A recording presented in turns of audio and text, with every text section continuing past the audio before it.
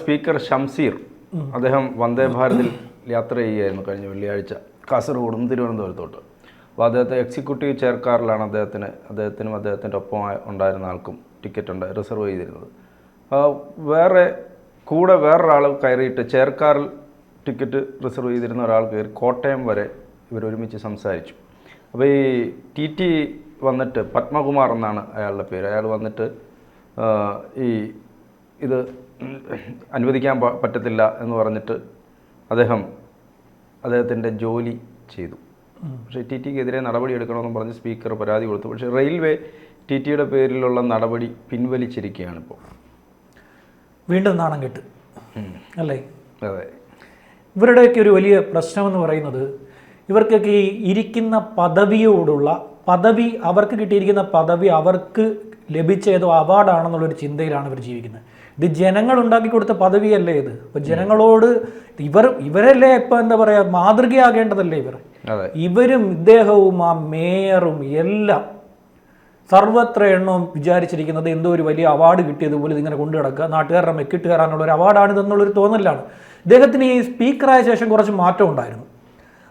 സ്പീക്കറായതിനു ശേഷം പിന്നെ വളരെ പക്വതയോടുകൂടിയാണ് പെരുമാറിക്കൊണ്ടിരുന്നത്. പ്രതിപക്ഷത്തിന് സംസാരിക്കാനുള്ള അവസരം കൊടുക്കുകയും ഒക്കെ ചെയ്യുന്നുണ്ടായിരുന്നു. പ്രതിപക്ഷത്തിന് നേരത്തെ ഇരുന്ന സ്പീക്കർമാരിൽ നിന്ന് വ്യത്യസ്തനാണ് ഷംസീർ എന്ന് തോന്നൽ പോലും പലപ്പോഴും ഉണ്ടാകുന്ന ഒരു ഘട്ടം വരെ എത്തിയിരുന്നു. അപ്പോൾ പക്ഷേ ഇപ്പം നേരെ തിരിച്ചു.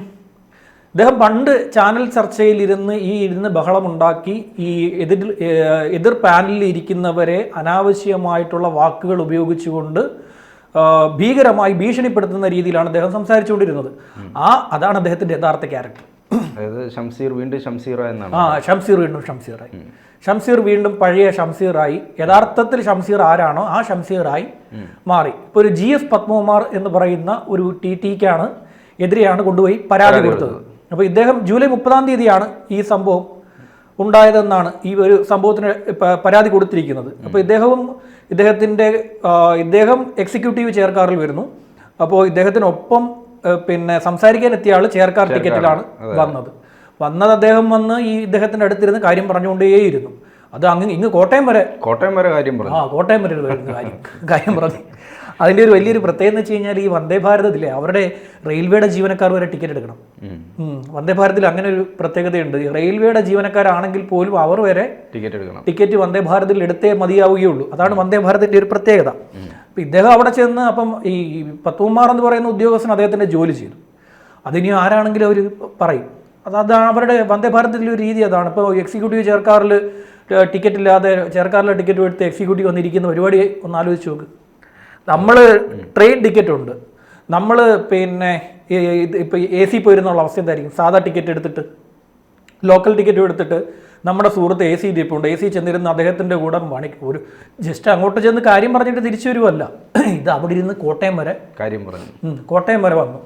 വന്നു കഴിഞ്ഞപ്പോഴത്തേക്ക് പത്മകുമാർ എന്ന് പറഞ്ഞ ഉദ്യോഗസ്ഥൻ അത് പലതവണയായി അദ്ദേഹം സംസാരിച്ചതിന് ശേഷമാണ് ഒടുവിൽ അദ്ദേഹം ചെന്ന് പറഞ്ഞത്, നിങ്ങൾ ഇവിടെ നിന്ന് എഴുന്നേറ്റ് മാറണം, ഒന്നുകിൽ എഴുന്നേറ്റ് മാറണം അല്ലെങ്കിൽ നിങ്ങൾ പിഴ അടയ്ക്കണം എന്ന് പറഞ്ഞു. പിഴ അടയ്ക്കണമെന്ന് പറഞ്ഞതോടുകൂടി ഇദ്ദേഹവും കൂടെ ആ പത്മകുമാർ എന്ന് പറഞ്ഞ ഉദ്യോഗസ്ഥന് നേരെ പൊട്ടിത്തെറിച്ചു. ആ ഉദ്യോഗസ്ഥനെതിരെ പൊട്ടിത്തെറിച്ചു. ഞാൻ സ്പീക്കറാണ്, ഞാൻ ആരാണെന്ന് അറിയില്ലേ, ഞാൻ സ്പീക്കറാണ്, ഇതാണ് എന്നൊക്കെ പറഞ്ഞ് ഇതായപ്പോൾ അദ്ദേഹം പറഞ്ഞു, എനിക്കെൻ്റെ ജോലി ചെയ്തേ മതിയാവുള്ളൂ. സ്പീക്കറാണെങ്കിലും ആരാണെങ്കിലും എനിക്കെൻ്റെ ജോലി ചെയ്യണ്ടേ, എൻ്റെ ജോലി ചെയ്യാൻ അനുവദിക്കണം എന്ന് പറഞ്ഞ് അദ്ദേഹം തിരിച്ചും മാന്യമായിട്ടാണ് ഈ ഇദ്ദേഹത്തോട് പെരുമാറിയത്. പക്ഷേ ഇദ്ദേഹം ഇത് ഇറങ്ങിക്കഴിഞ്ഞ ഉടനെ ഡിവിഷണൽ മാനേജർക്ക് പരാതി കൊടുത്തു. റെയിൽവേ ഡിവിഷണൽ മാനേജർക്ക് കൊണ്ടുപോയി പരാതി പിന്നെ എഴുതി കൊടുത്തു. പക്ഷേ റെയിൽവേ അതിൽ രേഖാമൂലമല്ലാത്തൊരു നടപടി റെയിൽവേ സ്വീകരിച്ചു. റെയിൽവേ ഡിവിഷണൽ ഓഫീസിൽ നിന്നും ഈ പത്മകുമാർ എന്ന് പറയുന്ന ഉദ്യോഗസ്ഥനോട് വന്ദേ ഭാരതിൽ നിന്നും മാറി നിൽക്കാൻ പറഞ്ഞു. വന്ദേ ഭാരതിൽ വളരെ ഇതായിട്ടുള്ള പിന്നെ പ്രഗത്ഭരായിട്ടുള്ള TTമാരെയാണ് അവിടെ വന്ദേ ഭാരതിൽ അവർ ഡ്യൂട്ടിക്ക് ഇടാറുള്ളത്. അപ്പോൾ ഇദ്ദേഹത്തെ അവിടെ നിന്ന് എടുത്തിട്ട് മാറ്റിയതിൻ്റെ തൊട്ട് പിന്നാലെ തന്നെ അവർക്ക് യൂണിയൻ ഉണ്ടല്ലോ, സംഘടനകളുണ്ട്, അവർ പ്രതിഷേധമായിട്ട് വന്നു.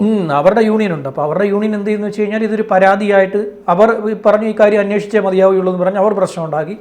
ഒടുവിൽ അക്കാര്യത്തിൽ ഒരു പിന്നെ ആഭ്യന്തര അന്വേഷണം ഇക്കാര്യത്തിൽ റെയിൽവേ നടത്തിയപ്പോൾ ഇതിൽ ഇദ്ദേഹം മോശമായി പെരുമാറുന്ന ഒന്നും തന്നെ ഇല്ല എന്ന് റെയിൽവേക്ക് ബോധ്യപ്പെട്ടതിൻ്റെ അടിസ്ഥാനത്തിൽ അദ്ദേഹത്തെ തിരിച്ചെടുത്തു. നമ്മുടെ ഷംസീർ നാറുകയും ചെയ്തു.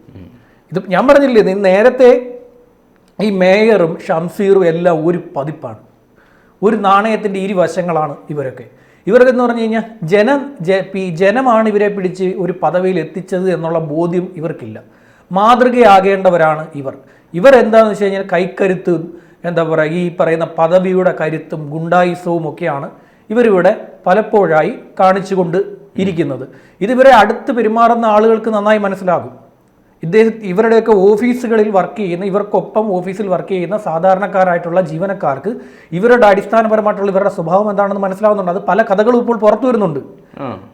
പല കഥകളും ഇപ്പോൾ പുറത്തു വരുന്നുണ്ട്. ഞാൻ പലതവണ പറഞ്ഞില്ല, ഈ കോർപ്പറേഷൻ്റെ അകത്തൊക്കെ എന്ന് പറഞ്ഞാൽ ഏതാണ്ട് അവിടെ ഒരു 100 ജീവനക്കാരുണ്ടെങ്കിൽ അതിൽ 90 പേരും ഈ മേയർക്കെതിരാണ്. 90 പേര് മേയർക്കെതിരാണ്. മേയർ ആര്യ രാജേന്ദ്രന് എതിരാണ് അവർ അതിനകത്ത് നിന്ന് എന്താണെന്ന് വെച്ച് കഴിഞ്ഞാൽ അവിടെ എന്തിനാ അവിടെയുള്ള കൗൺസിലർമാർ ഈ മേയർക്കെതിരാണല്ലോ. ഇവരുടെ കൂടെയുള്ള LDFന്റെ കൗൺസിലർമാർ വരെ ഇവർക്ക് എതിരാണ്. അതുപോലെ തന്നെയാണ് ഈ ഷംസീറിൻ്റെയൊക്കെ കാര്യം. എന്ന് വെച്ച് കഴിഞ്ഞാൽ ഷംസീറിൻ്റെയൊക്കെ ഈ പറയുന്ന ധാർഷ്ട്യമാണിത്. ഞാൻ എന്ത് വലിയ സംഭവമാണ്, ഞാനിപ്പോൾ നിയമലംഘനം കാണിച്ചാൽ എന്നെ അപമാനിച്ചെന്നും പറഞ്ഞുകൊണ്ട് പരാതി കൊടുക്കുക. ഇവിടുത്തെ പരിപാടിയായതൊക്കെ എന്ത് പരിപാടിയായത്? ഒരു മനുഷ്യനെ അദ്ദേഹത്തിൻ്റെ ജോലി ചെയ്യാൻ ശ്രമിച്ചപ്പോൾ അത് പോയി തടയുക, അത് അദ്ദേഹത്തിനെ ഭീഷണിപ്പെടുത്തുക, എന്നിട്ട് അദ്ദേഹത്തിനെതിരെ പരാതി കൊടുത്ത് നടപടി എടുപ്പിച്ചിട്ട് ഇതുവരെ പുറത്തു വന്നിട്ടില്ലായിരുന്നു. ഇത് ഇദ്ദേഹം തന്നെ പുറത്തു വിട്ടത്, ഈ ഷംസീർ തന്നെ പുറത്തു വിട്ടത്. ഷംസീറുമായി ബന്ധപ്പെട്ട് നിൽക്കുന്ന പലരോടും പറഞ്ഞു, ഞാൻ ഇതുപോലെ എൻ്റെ അടുത്ത് തട്ടിക്കേറിയതിനുള്ള പണി ഞാൻ കൊടുത്തിട്ടുണ്ടെന്ന് പറഞ്ഞു. ഇദ്ദേഹത്തിൻ്റെ ഓഫീസിൽ നിന്ന് തന്നെ പുറത്ത് വിവരം വന്നു. ഇദ്ദേഹത്തിന്റെ ഓഫീസിൽ നിന്ന് തന്നെ ഞാൻ പറഞ്ഞില്ലേ, ഈ ഇദ്ദേഹത്തിൻ്റെയൊക്കെ ഓഫീസിൽ ഇരിക്കുന്ന നല്ലൊരു ശതമാനം പേർക്ക് ഇദ്ദേഹത്തെ കണ്ടുകൂടാ. ഇദ്ദേഹത്തെ കണ്ടുകൂടാ. പേർക്ക് ഭൂരിഭാഗം പേർക്ക് ഇദ്ദേഹത്തെ കണ്ടുകൂടാ. ഇദ്ദേഹത്തിന്റെ ചാനൽ ചർച്ചയിൽ വന്നിരുന്ന് സംസാരിക്കുന്ന ഞാൻ പറഞ്ഞില്ലേ, അതാണ് ഇദ്ദേഹം ശരിക്കും.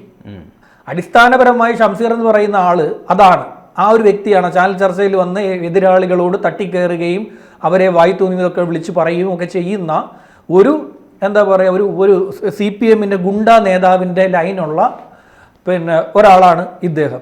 നേരത്തെ ഇദ്ദേഹത്തെ മരുമോനെ പിടിച്ച് മന്ത്രിയാക്കിയപ്പോൾ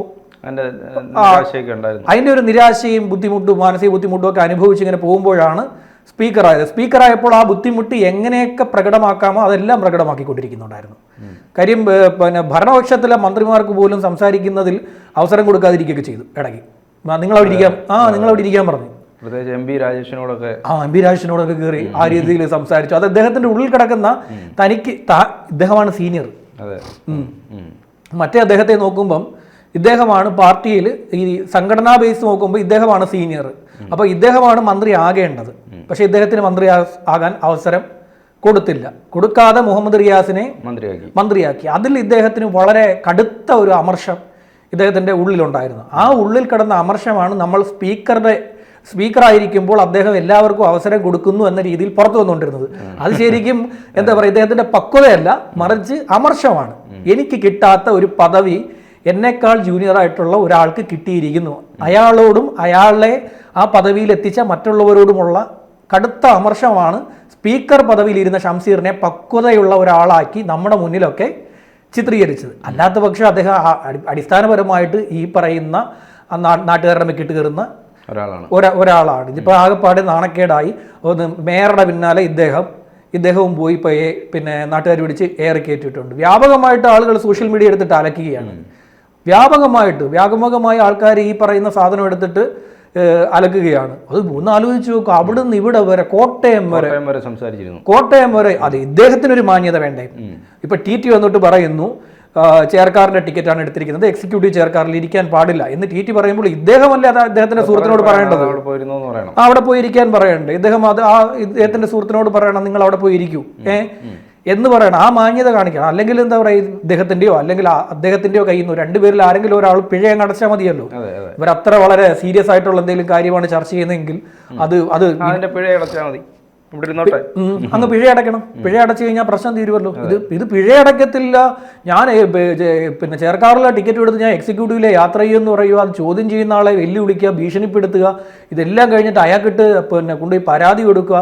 നടപടി എടുത്തു കഴിഞ്ഞപ്പോഴത്തേക്ക് നാട്ടുകാരെയൊക്കെ വിളിച്ചു പറയുക, ഞാനിതാ എനിക്ക് എന്നെ ചോദ്യം ചെയ്തു പറഞ്ഞാൽ ഞാൻ അതാ നല്ല ഒന്നാം തരം പണി കൊടുത്തിട്ടുണ്ടെന്ന് പറയുക. ഇപ്പം എല്ലാം കൂടെ തിരിച്ച് ഉൾട്ടയടിച്ച് കയ്യിൽ വെച്ച് കൊടുത്തിട്ടുണ്ട്. സോഷ്യൽ മീഡിയയിൽ ഇട്ടിട്ട് അലക്കുവാണ് നാട്ടുകാർ. ഏത് സോഷ്യൽ മീഡിയ പേജിൽ പോയാലും ഇപ്പോൾ ഷംസീറിൻ്റെ ട്രോളുകളാണ്. ഒരു വിധത്തിൽ ഇപ്പോൾ ഈ പറയുന്ന ഇവരുടെ കൂട്ടത്തിൽ എയറിൽ കയറാതെ ഒരു തരത്തിലൊക്കെ രക്ഷപ്പെട്ട് പോയിക്കൊണ്ടിരിക്കുകയായിരുന്നു ഈ ഷംസീർ. മറ്റേ കക്ഷിയെ പിന്നെ ഫുൾ ടൈം എയറിലാണ്, മറ്റേ ഡബിൾ എയർ റഹീം. അത് പിന്നെ താഴോട്ട് വരാൻ ഒട്ടും താല്പര്യമില്ലാത്തൊരു മനുഷ്യൻ, അദ്ദേഹം ഫുൾ ടൈം ഇതിങ്ങനെ കറങ്ങി നടക്കണം.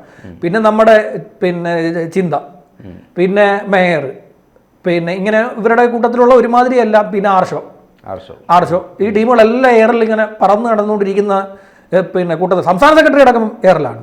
ഗോവിന്ദൻ മാഷ് വരെ, ഗോവിന്ദൻ മാഷിന് എന്താ പറയുക, ഗോവിന്ദൻ മാഷ് ഇടയ്ക്കിടയ്ക്ക് നാട്ടുകാർ പിടിച്ച് താഴോട്ട് കൊണ്ടുവന്നാലും ഗോവിന്ദൻ മാഷ് ഈ പറയുന്ന പോലെ നൂല് പൊട്ടിയൊക്കെ ഏറിപ്പോവും. അങ്ങനെയുള്ള പരിപാടികളാണ്. അപ്പോൾ ഇദ്ദേഹം മാത്രമാണ് ഈ കൂട്ടത്തിൽ ഒരു വിധത്തിലൊക്കെ ഇങ്ങനെ ഒതുങ്ങി ഒരു സൈഡിൽ കൂടെ ഒക്കെ ഇങ്ങനെ പൊക്കോണ്ടിരുന്നത്. അപ്പോൾ ഇദ്ദേഹവും എയറിലായി.